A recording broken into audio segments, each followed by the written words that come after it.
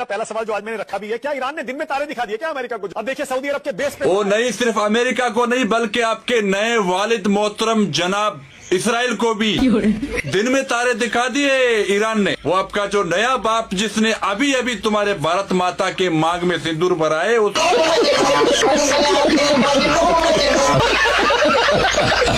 हमारे खून पसीने, भारत के खून पसीने के लोगों का कमाए वो पैसा जो शाहरुख खान को हम लोग देते हैं, वो पैसा बांग्लादेश को दे रहा है, जिहादियों को दे रहा है, आतंकवादियों को दे रहा है। इसका मतलब क्या है कि उसके उनसे संबंध हैं। वो इंडियन फिल्म का एक डायलॉग है ना, परेश रावल कहते हैं कि तेरा बाप या छोड़ के गया कि तेरी माँ। अब ये कह रहा है कि हमारे खून पसीने की कमाई है जो हमने शाहरुख खान को दिए और शाहरुख खान ने बांग्लादेशी खिलाड़ी को दिया। तो मैं आपके इस जाहिल पंडित से पूछना चाहता हूँ कि तेरा बाप छोड़ के गया शाहरुख खान के पास या तेरी माँ? बात सुनो, चुप करके बात सुनो। ये अगर तुम लोगों ने बोला हमने सुना तो अब सुनो, अगर तुम में सुनने का गूदा है तो सुनो। ये खून पसीने की कमाई ये कमाएंगे तुम्हारे जो पंडित बैठे हुए हैं, तुम्हारे मोदी तक को, तुम्हारे बीजेपी तक भीख मांगती है फिल्म स्टार उसे, वो तुम जैसे लोगों को भीख देता है। तुम जैसे पंडित सुबह शाम उसके दर पर बैठे हुए, वो खुद भीख देता है शाहरुख खान तुम जैसे पंडितों को।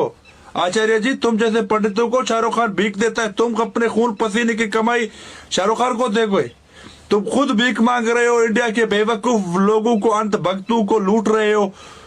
तुम शाहरुख खान को अपने खून पसीने की कमाई, कब तुम लोगों ने पसीना और खून बहाया है? तुम लोगों ने हमेशा अंध भक्तों को, इंडिया के बेवकूफ लोगों को बेवकूफ बनाकर पैसा कमाया है, कोई खून पसीना नहीं पाया है। बात करने से पहले शर्म आनी चाहिए, कुछ सोचना चाहिए।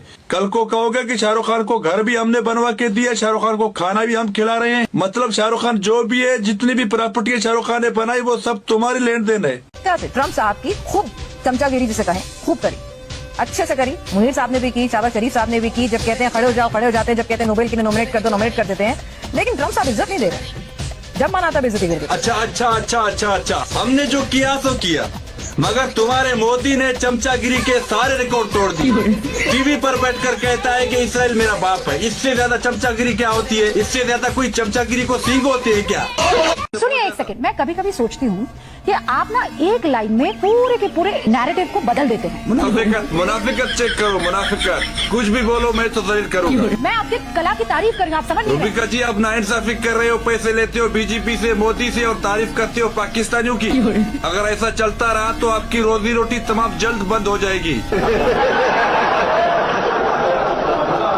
तीन मुस्लिम पैनलिस्ट यहाँ पर बैठे हुए हैं, इस पर ये गोदी मीडिया का आरोप लगाते हैं। मुसलमानों को बराबर व्यवस्था इसमें दी गई। और कई बार तो मैं डिबेट देखता हूँ, 6 मुस्लिम पैनलिस्ट बैठ रहे थे, आरोप लगता है गोदी मीडिया। फैज खान, तू तो ऐसे चिल्ला रहा है जैसे 6 मुस्लिम डिबेट में नहीं, तुम्हारे घर में बैठे हुए हैं। चुप कर वली इंसान, बात सुन। तू मुस्लिम है, इब्लीस के शक्ल वाले इंसान। अब तो बोलना ही पड़ेगा बीबी जी, जी राम जी। चित्रा जी, आपका नाम चित्रा त्रिपाठी नहीं बल्कि चित्रा मुंह फटी होनी चाहिए, क्योंकि आप जब भी आते हो मुंह फाड़ के मजहब को बीच में लाके नफरत फैलाने की कोशिश करते हो। चैनल पर बैठकर मजहब का नाम उछाल कर लोगों के बीच में इतनी नफरतें फैला दी है कि हिंदू मुस्लिम का दुश्मन है, मुस्लिम हिंदू का दुश्मन है। जब आप लोगों का, घटिया लोगों का दौर नहीं था ना, उस वक्त हिंदू और मुस्लिमों में फर्क नहीं था।